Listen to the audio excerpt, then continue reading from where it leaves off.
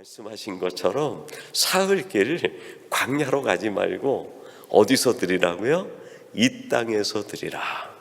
애굽에서 드리라. 예배를 드리기는 드리는데 애굽을 떠나지 말라는 거예요. 지금까지 너희들이 400년 동안 애굽의 문화, 애굽의 방식, 애굽에서 주는 많은 유익한 것들을 너희들이 갖고 있었는데, 너희들이 굳이 하나님을 믿는다고 해서 애굽의 방식을 포기할 일이 뭐가 있어? 애굽 방식은 살아가는 방식이니까, 살아가는 거는 애굽 방식대로 살고, 애굽의 문화가 얼마나 좋으냐, 이 애굽의 문화는 그대로 즐기고 그냥 하나님만 예배해. 근데 하나님께서 지금 이스라엘 백성들에게 광야로 사흘길 가서 예배하라고 하시는 그 생각, 그 뜻 속에는 어떤 아버지의 마음이 담겨 있는 건가요? 그동안 너희들에게 물들었던 400년간의 애굽의 문화에서 빠져나오라는 거예요. 더 이상 애굽의 방식이 너희들을 지배하지 못하게 하라는 거예요. 애굽이라는 땅에서 나오라는 것보다 더 깊은 의미가 있는 거죠. 너희들도 모르게 습관화된 애굽식, 애굽 문화, 애굽의 방식, 그 모든 것에서 빠져나오라는 거예요. 근데 바로가 얘기하는 게 뭐예요? 너희들이 지금까지 살아오던 이 애굽의 문화, 이게 얼마나 좋으니? 이 방식은 그대로 가지고 살고 하나님만 믿어. 신앙이란 문화가 바뀌는 거예요. 신앙이라고 하는 것은 삶의 패턴이 바뀌는 거예요. 신앙이라고 하는 것은 생각의 질이 완전히 바뀌는 거예요. 그래서 제가 여러분에게 내가 말씀을 들으면서 나에게 이런 변화가 있는가 진단해 보라는 거예요. 하나님을 내가 정말 믿고 말씀을 듣고 그 말씀이 내게 영향을 미친다고 하면 생각이 바뀌어야 되는 거예요. 생활의 가치가 바뀌고 인생관이 바뀌고 삶의 패턴이 바뀌는 거죠. 근데 예수는 믿기는 믿어요. 근데 방식이 똑같아. 주님을 알기 전이나 주님을 알 이후나 똑같은 방식으로 살아가고 있다고 하면 뭔가 신앙의 이상이 있는 거예요. 생각의 패턴이 하나도 안 바뀌어요. 삶의 질이 그대로예요. 예수 믿기 전에 세상에서 추구하는 것과 예수 믿은 이후에 추구하는 것이 똑같아요.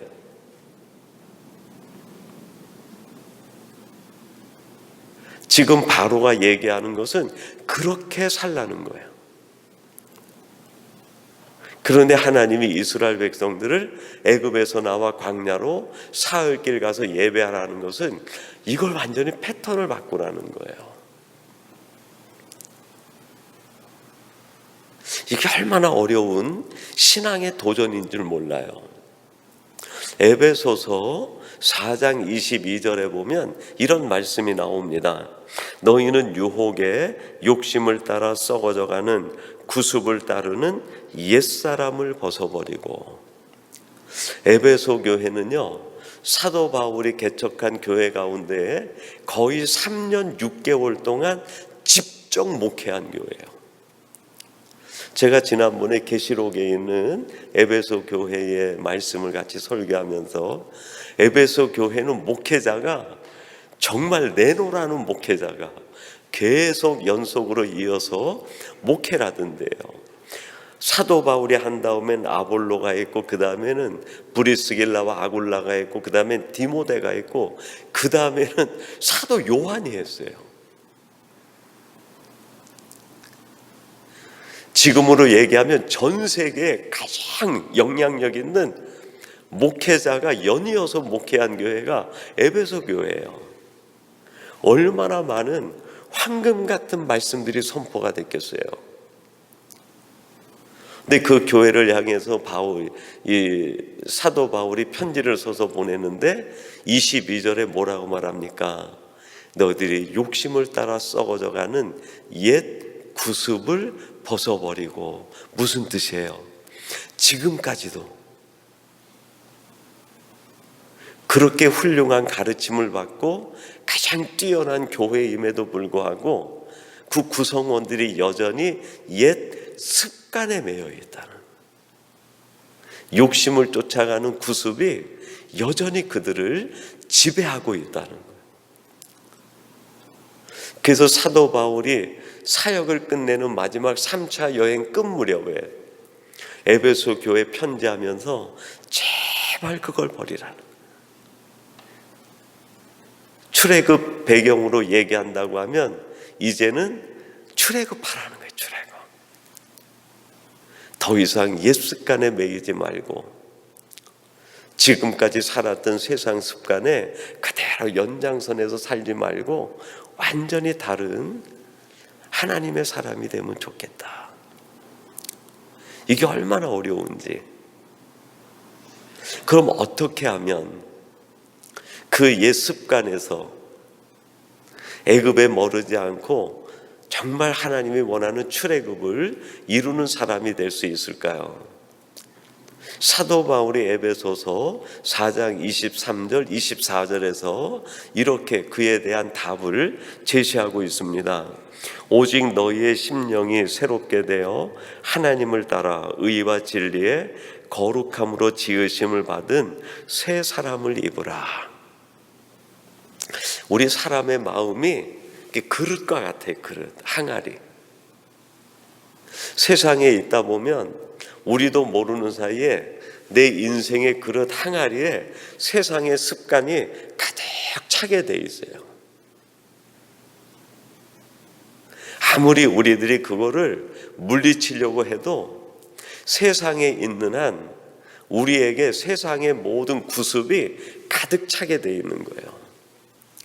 이걸 사람의 의지로 자꾸 빼내려고 해봐야 빠져나가지가 않는 거예요. 사도 바울이 어떻게 이걸 다 빼낼 수 있는가? 하나님의 선하신 인도하심을 따라 의와 진리와 거룩하심으로 입은 새 사람을 입으라는 거예요. 내 인생의 항아리에 하나님이 주시는 의와 진리와 거룩함과 새로 지음받는 모습을 그거로 채워가는 거예요. 전에도 얘기 드렸듯이 이 컵에 공기를 다 빼내는 방법이 뭘까요? 아무리 과학적인 방법으로 빼내려고 해도 빼내기 어려워요. 빼내는 방법이 있어요. 뭐죠? 물을 갖다 채우면 돼요. 물을 가득 채워서 넘쳐 흐르게 하면 그 안에 있는 공기가 다 빠져나가는 거예요. 우리 안에 있는 옛 습관들, 구습을 쫓는 욕심들 어떻게 빼낼 수 있을까요? 어떻게 우리가 마음에 출애굽을 이룰 수 있을까요? 하나님으로 채우는 거죠. 하나님이 주시는 의와 진리와 거룩함과 말씀과 은혜로 그냥 매일 채우는 거예요. 그래서 그게 차곡차곡 채워지다 보면 어느새 우리들의 마음의 출애굽이 자연스럽게 이루어져 있는 거예요. 두 번째 바로가 유혹하는 게 있어요. 그게 28절 상반절에 있는데 한번 우리 같이 봉독해 보십시다. 28절 상반절. 바로가 이르되 내가 너희를 보내리니 너희가 너희 하나님 여호와께 제사를 드릴 것이나 너무 멀리 가지는 말라. 얼마나 교묘합니까? 지금 이제 바로가 모세와 아론을 불러가지고 너희들이 하나님 앞에 제사 지낸다고 하니까 왜 광야까지 가니? 그러지 말고 이 땅에서 예배 드리라는 거예요. 그러니까 모세가 얘기합니다. 하나님이 우리에게 말씀하신 것은 이 땅에서 예배 드리라는 것이 아니라 광야로 사흘 길을 가서 예배 드리라고 했다. 우린 그렇게 해야 돼. 그랬더니 두 번째 바로가 얘기하는 게 뭐야? 알았어. 너희들이 그렇게 애굽에서 나가서 너희 하나님께 예배 드리고 싶으면 사흘 길 가지 말고 너무 멀리는 가지 말라. 너무 멀리 가지 말라. 이거를 다시 바꿔 얘기하면 뭘까요? 믿기는 믿되 적당히 믿으라는 거예요. 적당히. 너무 깊이 빠지지는 말라는 거예요. 야, 너는 너만 예수 믿니? 뭐 이렇게 광신자처럼 예수 믿냐? 너 아니면 뭐 예수 믿는 사람이 다 어떻게 된대? 왜 그렇게 너는 그렇게 그냥 다른 사람하고 보면 아주 지나칠 정도로 그렇게 예수를 믿니? 친구들이나 가족으로부터 종종 듣는 얘기 아닙니까? 너무 멀리 가지 말라. 적당히 믿으라는 거예요. 제가 얘기 드린 것처럼 탈무드에 그런 말이 있어요. 적당한 신앙인은 완고한 불신자보다 더 해롭다. 아주 하나님을 모른다고 하는 사람보다 신앙 공동체를 더 해롭게 하는 사람이 있어요. 누굴까요? 적당한 신앙인. 신앙인인 것 같은데 뭔가 좀 이상해요. 적당한 신앙인. 사탄은 하나님의 공동체를 무너뜨리는데 완고한 불신자를 만들지 않아요. 적당한 신앙인만 만들면 돼요. 적당히 예배 생활하고 적당히 기도 생활하고 적당히 하나님 앞에 나가 예배하고 적당히 믿는. 그래서 누가 얘기하면 이름은 크리스찬인데 삶은 전혀 크리스찬이 아닌 것 같은 적당한 크리스찬.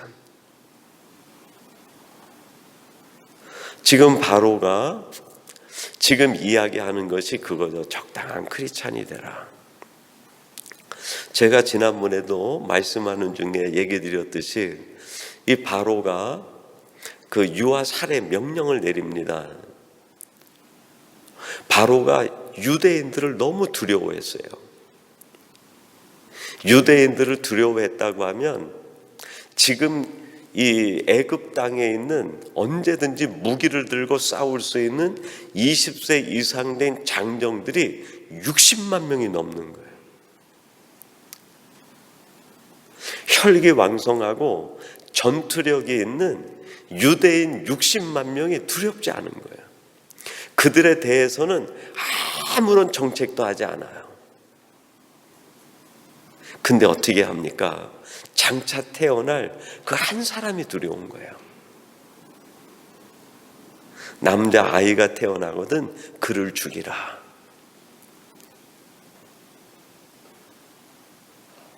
여러분, 세상은 적당한 크리스찬들을 두려워하지 않아요.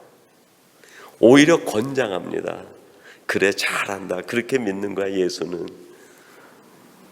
너무 그렇게 하나님이 말씀하시는 대로 믿을 필요 없어. 그런 우리를 보고 하나님이 말씀하시는 게 뭘까요?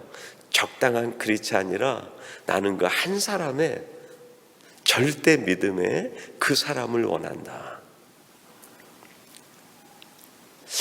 절대 믿음에 세상이 두려워하는 한 사람이 만들어지는 게 얼마나 어려운 일인지 몰라요. 히브리서 11장에 보면 모세에 관한 이야기가 나옵니다. 하나님께서 모세를 들어 쓰실 때에는 적당한 신앙인이었을 때는 쓸 수가 없었어요. 근데 그 모세가 오직 하나님 앞에 붙들려 절대 믿음을 가진 사람이 됐을 때 비로소 그를 사용할 수 있게 됩니다. 무려 80년이 걸렸어요. 80년. 히브리서 11장 24절에 이렇게 말씀합니다. 믿음으로 모세는 장성하여 바로의 공주의 아들이라 칭함받기를 거절하고. 모세가 완전히 출애굽을 한 거예요. 그가 장성했다 그랬는데 두 가지 의미로 해석이 가능해요. 그가 나이가 들고 육체의 나이가 컸다, 육체가 장성했다, 그런 뜻도 되겠죠. 근데 숨겨진 또 하나의 의미가 있는데 그게 뭘까요? 모세의 믿음이 점점 장성한 거예요.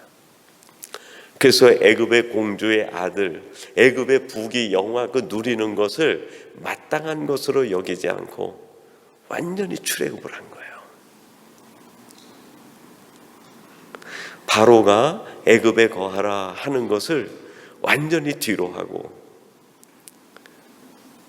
바로가 두려워하고 세상이 두려워하는 그 한 사람이 되기를 결단한 거 아니겠습니까? 히브리서 11장 26절은 계속해서 이렇게 말씀합니다. 그리스도를 위하여 받는 수모를 애굽의 모든 보화보다 더 큰 재물로 여겼으니 이는 상 주심을 바라봄이라. 그리스도를 위하여, 오직 하나님을 위하여 살아가는 것을, 애굽의 모든 것을 누리는 것보다 더 크게 여기고, 하나님을 위하여 살 때 받는 고난을 가장 큰 기쁨과 자랑으로 여겼다는 거예요. 드디어 바로가 두려워하는 절대 믿음의 사람 한 사람이 등장하는 순간이에요. 여러분 좀 부럽지 않아요? 우리가 살아가는 인생이 한 번인데, 한 번인 내 인생 적당히 살다 끝나는 게 아니라 세상이 두려워하는 그 한 사람의 신앙인이 되는 거, 부럽지 않습니까? 모세만 이렇게 살아가라는 그 법이 없잖아요. 어쩌면 그 뒤에 제2, 제3, 제4의 모세가 계속 태어나야 되는 거 아닙니까? 저는 오늘 예배하는 여러분들이 이런 제2, 제3, 제4의 모세와 같은 하나님의 사람이 되면 좋겠어요. 그리고 세 번째, 이제 바로의 또 유혹이 있어요. 28절 하반절인데 이렇게 말씀합니다. 그런즉 너희는 나를 위하여 간구하라. 신앙의 목적을 하나님의 영광을 위하여 그렇게 세우지 말라는 거예요. 신앙의 목적이 뭐예요? 나를 위하여 기도하라. 지금 바로가 모세와 아론에게 얘기하는 거죠. 나를 위하여 기도하라. 이걸 바꿔 얘기하면 이런 뜻이에요. 자기 유익을 구하기 위하여 신앙생활하라. 고린도전서 10장 31절엔 신앙의 목적이 뭐예요? 오직 하나님의 영광을 위하여. 웨스트민스터 소요리 문답의 제1문도 답이 뭡니까? 하나님을 영화롭게 하고 그를 영원토록 즐거워하는, 그게 사람의 최고의 본분이고 신앙의 목적인 거예요. 하나님이 우리에게 그걸 알려주셨는데 바로가 살짝 바꿔요. 신앙의 목적은 실용적이어야 돼. 자기 유익을 구하는 거야. 살짝 바꿔놓는 거예요. 여러분, 지금 전 세계에 기독교 신앙이 왜곡되어지는 데서 나타나는 현상이 뭔지 압니까? 기독교 신앙을 실용주의로 바꿔가는 거예요. 내게 유익이 되지 않으면 하나님이 하신 말씀이라도 그 말씀을 따라가지 않는, 내게 유익이 되는 것만 취하는 거예요. 요한복음 11장에 보면 이제 나사로가, 주님이 오셔서 죽은 나사로를 살려주시는 사건이 일어나요. 그러니까 그 나사로가 살아나는 사건을 통해 가지고 그 지역의 모든 사람과 예루살렘 사람들이 전부 예수님 앞에 나왔어요. 많은 무리들이 예수님을 따라가니까 산헤드린 공회에 있는 대제사장과 유대인 무리들이 모여서 회의를 합니다. 그러면서 회의의 결과가 이런 결과로 회의가 끝나요. 요한복음 11장 30절인데요. 한 사람이 백성을 위하여 죽어서 온 민족이 망하지 않게 되는 것이 너희에게 유익한 줄을 생각하지 아니하는도다 하였으니, 지금 이 사람들이 정신없이 예수님 앞에 믿겠다고 달려가는데 이렇게 되다가 우리가 로마로부터 눈 밖에 나가지고 우리 유대 민족이 말살되겠으니 이렇게 돼서는 안 되고, 예수님을 죽여가지고 우리가 살아남는 게 이게 마땅하다는 거예요. 당시 유대인들은 철저한 신앙인이라고 생각했어요. 자신들보다 하나님을 더 잘 믿고 따르는 사람이 없다고 스스로 자신들도 그렇게 자부심을 가졌어요. 그런 사람들의 신앙의 목적이 뭡니까? 자기 유익을 위하여. 내게 유익이 된다고 하면 하나님의 아들까지도 죽일 수 있다는 거예요. 하나님의 아들까지도 죽일 수 있다고 하면 하나님을 거부하는 거야. 나는 내 지금 신앙의 이유, 신앙의 목적은 어디에 초점이 되어 있는가? 정말 하나님의 영광인가? 아니면 내 생활의 유익, 나의 유익이 내가 가지고 있는 신앙의 베이스에 깔려 있는가? 작은 것 같은데 이게 신앙의 본질을 좌우해요. 아까 에베소 교회에 사도 바울이 욕심을 따라 썩어져가는 옛 습관에서 벗어나라 말씀하신 게 에베소 교회에 주신 거라고 하면, 고린도 교회는 어떤 상황이었을까요? 고린도 교회 성도들이 살아가는 삶은 하나님의 영광을 위하여 살아가지 않았던 거예요. 그들 전부가 자기 유익을 쫓아갔던 거예요. 자기 만족을 위하여 먹고 마시고 자기 생활을 즐겼던 거예요. 그게 만연되어 있었기 때문에 사도 바울이 고린도 교회에는 편지를 써서 보내면서 이제 더 이상 신앙의 목적을 거기 두지 말라는 거예요. 너의 유익을 쫓아가는 데 두지 말고 무엇을 하든지 하나님의 영광을 위해서 하라. 신앙의 목적을 바꾸라는 거예요. 하나님께서 이스라엘 백성들에게 광야로 가서 사흘길 가서 하나님 앞에 예배드리라 하는 것은 예배 자체도 의미가 있겠지만 예배 정신이죠, 정신. 그렇게 예배드릴 때 어떤 목적으로 예배하는가? 오직 하나님을 영화롭게 하기 위해서. 이게 인생의 목적의 변화를 가져오라는 것이 아버지가 주신 말씀 속에 담겨있는 뜻이었어요. 근데 이 뜻을 살짝 바꾸는 거예요. 그래, 예배하기는 하는데 하나님의 영광을 위하여 하지 말고 너의 유익을 위해서 해. 자기 유익을 추구해. 내 유익을 추구하는 것이 신앙의 목적이 되게 되면 신앙이 어떻게 변할까요? 우상 숭배로 빠지게 돼요. 내게 유익이 되고 이익만 된다고 하면 하나님이 아니어도 괜찮아요. 금송아지면 어떻습니까? 아세라 목상이면 어때요? 바알이면 어때요? 어떤 신을 섬기든지 신이 중요한 게 아니에요. 신앙의 목적이 나의 유익이 되면 신은 아무 관계없어요. 하나님이 됐든 금송아지가 됐든 그게 바알이 됐든 아세라가 됐든 아무 문제가 없어요. 내가 누구를 섬기든 내 신앙의 유익만 오면 돼요.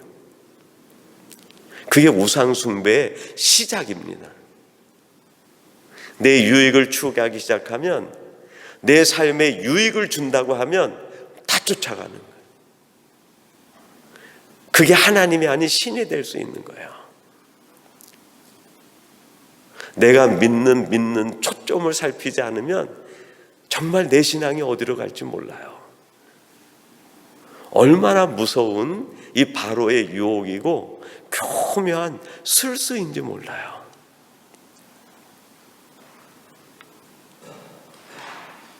하나님께서 우리에게 이 바로에게 주는 재앙을 통해서 바로의 유혹의 내용을 우리에게 주시는 까닭이 뭘까요?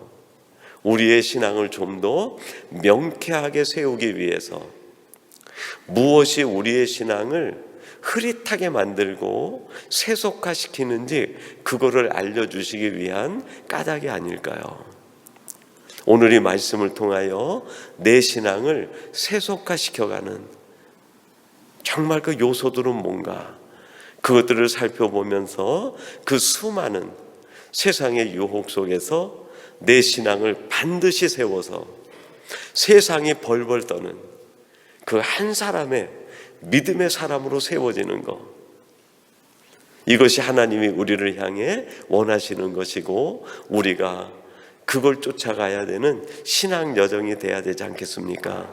여러분들이 이러한 신앙인으로 우뚝 선 하나님의 사람이 되기를 주님의 이름으로 축원합니다. 우리 같이 기도하겠습니다. 하나님 아버지 감사합니다. 오늘